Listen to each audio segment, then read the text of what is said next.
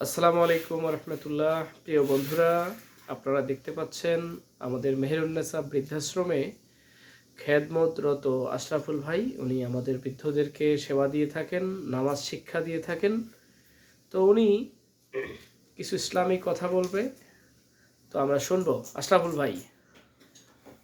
Medina যাইতে পারিলাম না, Medina দেখতে পারিলাম না, মদিনা যাইতে পারিলাম না, মদিনা দেখতে পারিলাম না।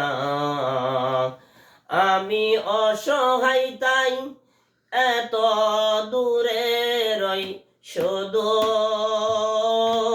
সালাম জানাই মদিনা যাইতে পারিলাম না, মদিনা দেখতে পারিলাম না। মদিনা মদিনা কেন দেখতে পারলেন না?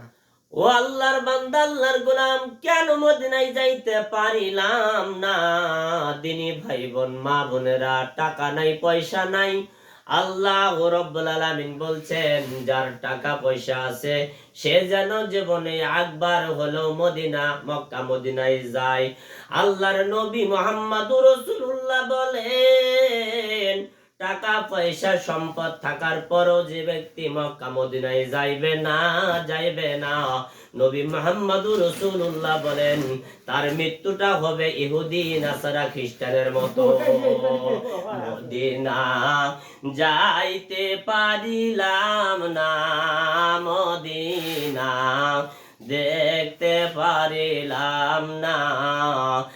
আমি অসহায় তাই এত দূরে রই, শুধু সালাম জানাই মদিনা যাইতে পারিলাম না, মদিনা দেখতে পারিলাম না। আসসালামু আলাইকুম।